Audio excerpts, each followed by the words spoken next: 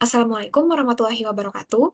Perkenalkan nama saya Alia Latifa dengan NIM 2023-31184. Pada kesempatan kali ini saya akan mempresentasikan hasil analisis saya yang berjudul Cyber Enabled Fraud sebagai ancaman cyber modern, serta analisis berdasarkan Global Cyber Security Outlook 2026. Kemudian yang pertama kita masuk ke latar belakang. Nah, mengapa cyber enabled fraud ini menjadi ancaman? Perkembangan teknologi digital itu telah membawa banyak manfaat seperti meningkatnya penggunaan mobile banking, e-wallet, dan berbagai layanan online. Nah, namun dari sisi perkembangan ini juga dimanfaatkan oleh pelaku kejahatan cyber. Mereka menggunakan berbagai teknik seperti phishing, malware, deepfake, serta social engineering untuk memperoleh keuntungannya secara ilegal. Nah, menurut World Economic Forum dalam Global Cyber Security Outlook 2026, cyber enabled fraud ini menjadi salah satu ancaman utama karena serangannya semakin canggih dengan bantuan teknologi seperti artificial intelligence atau AI. Nah, oleh karena itu diperlukan upaya mitigasi yang lebih baik untuk melindungi tentunya masyarakat dari ancaman tersebut. Kemudian kita lanjut ke rumusan masalah dan tujuan. Nah, pada penelitian kali ini memiliki 3 rumusan masalah. Pertama itu, berbagai bentuk cyber enabled fraud yang terjadi saat ini. Yang kedua, mengapa Indonesia itu masih sangat rentan terhadap ancaman tersebut, serta bagaimana negara lain mengatasi cyber enabled fraud. Nah, adapun untuk tujuan penelitian ini sendiri, yaitu untuk menganalisis ancaman cyber enabled fraud, serta membandingkan kondisi Indonesia dengan beberapa negara lain seperti Australia, Inggris, serta Jepang, serta membagikan rekomendasi mitigasi yang dapat dilakukan. Kemudian kita masuk ke apa itu cyber enable fraud sendiri. Nah, cyber enable fraud itu merupakan penipuan yang memanfaatkan teknologi digital untuk memperoleh keuntungan secara ilegal dengan memanipulasi korbannya. Modus yang paling sering digunakan itu seperti kayak phishing,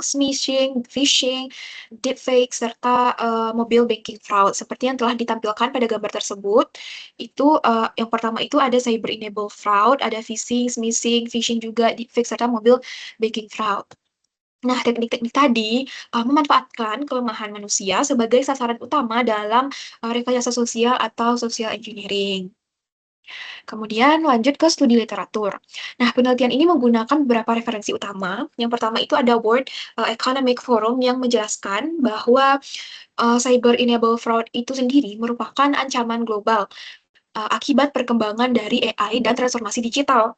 Nah, kemudian yang kedua itu Mitre, ETT, NCK itu yang digunakan untuk menganalisis tahapan dan serangan dari cyber. Selanjutnya BSSN itu untuk memberikan gambaran mengenai kondisi keamanan cyber di Indonesia. Sedangkan OJK itu sendiri itu menjelaskan risiko penipuan pada sektor jasa keuangan. Seperti contohnya yang di sini itu kita memakai kayak mobile banking. Nah, referensi-referensi tersebutlah yang menjadi dasar dalam melakukan analisis pada penelitian kali ini. Kemudian kita lanjut ke kasus cyber fraud di Indonesia. Nah, di Indonesia ini terdapat beberapa kasus cyber enabled fraud yang sering terjadi. Contohnya adalah SMS phishing, penyebaran APK palsu melalui aplikasi pesan, terus penipuan menggunakan deepfake kayak meniru contoh-contoh public figure, kemudian kris scam, serta phishing atau penipuan melalui telepon atau melalui suara. Nah, kasus tersebut dapat menyebabkan kehilangan dana, kebocoran data pribadi, bahkan penyalahgunaan akun perbankan dari korban tersebut. Seperti contohnya pada gambar yang sudah tampil pada presentasi berikut ini. Nah, itu contoh kayak kita kalau mau mm, menekan sembarang link, langsung mengunduh APK, maka akan masuklah serangan cyber fraud itu. Kemudian ini contoh dari eee, pesan yang mengatasnamakan akun mobile banking kita. Nah, kemudian kita masuk ke analisis penyebab. Di sini faktor utama penyebab cyber enabled fraud itu dapat dibagi menjadi 4 aspek. Pertama itu faktor manusia, yaitu karena rendahnya literasi digital warga Indonesia. Yang kedua itu ada faktor teknologi seperti malware, AI, deepfake. Yang ketiga itu ada proses, yaitu lemahnya mekanisme verifikasi. Dan yang terakhir adalah faktor regulasi, yaitu pengawasan yang masih perlu diperkuat agar mampu mengikuti perkembangan ancaman cyber. Kemudian kita lanjut ke modus operandi serangan. Nah, modus serangan itu biasanya dimulai ketika pelaku mengirimkan tautan phishing kepada korban, kayak attacker itu dia mengirimkan tautan phishing kepada korban. Kemudian korban diarahkan untuk mengunduh aplikasi berbahaya atau aplikasi malware. Nah, setelah aplikasi itu terpasang, malware itu mencuri seluruh data dan kredensial dari perbankan milik korban. Nah, data tersebut kemudian digunakan pelaku untuk mengambil alih seluruh akun dan melakukan transaksi ilegal sehingga menyebabkan kerugian finansial. Seperti yang sudah terdapat pada gambar yang di presentasi ini. Kemudian, di sini kita Mitre Attack Analysis. Kita melakukan analisis menggunakan Mitre Attack. Apa itu? Di sini kita memahami proses serangan sistematis, penelitian menggunakan framework Mitre Attack. Nah, tahapan serangan itu biasanya dimulai dari initial access melalui spear phishing, kemudian execution menggunakan aplikasi malware. Nah, selanjutnya pelaku itu memperoleh kredensial korban, mengumpulkan data secara screen capture, serta mengirimkan data melalui protokol HTTPS, dan pada tahap akhir itu melakukan pencurian dana atau financial theft. Kemudian lanjut, dampak cyber enable fraud itu sendiri apa sih? Cyber enable fraud itu memberikan beberapa dampak yang sangat luas tentunya. Yang pertama itu dari sisi ekonomi mungkin, karena akan menyebabkan kerugian finansial. Kemudian dari sisi sosial, menurunkan tingkat kepercayaan masyarakat terhadap layanan digital. Kemudian bagi organisasi, serangan ini dapat merusak reputasi perusahaan. Kemudian bagi negara itu meningkatnya kejahatan cyber, sehingga dapat mengganggu stabilitas ekonomi dan keamanan nasional. Nah, kemudian, perbandingan Indonesia dan negara lain. Nah, jika dibandingkan nih dengan Inggris, Australia, dan Jepang, itu masing-masing negara memiliki karakteristik ancaman yang berbeda. Nah, Indonesia ini masih banyak menghadapi serangan berupa kayak aplikasi malware dan phishing. Sementara itu Inggris itu lebih fokus pada, app fraud, Australia pada SMS scam, dan Jepang pada penipuan yang menyasar, pada kelompok lansia. Nah, perbedaan tersebut telah menunjukkan bahwa strategi mitigasi itu harus disesuaikan dengan karakteristik ancaman di masing-masing dari negara. Nah, di sini, kemudian perbandingan dari kebijakan. Tentunya beberapa negara itu telah menerapkan kebijakan yang lebih matang dalam menghadapi cyber enable fraud. Misalnya nih, penggunaan AI untuk mendeteksi transaksi mencurigakan, sistem penyaringan SMS scam, serta mekanisme penggantian kerugian bagi korban. Nah, Indonesia ini telah melakukan berbagai upaya nih, namun masih diperlukan peningkatan regulasi, pengawasan, serta pemanfaatan teknologi agar perlindungan bagi masyarakat menjadi lebih optimal. Nah, kemudian di sini ada temuan penelitian.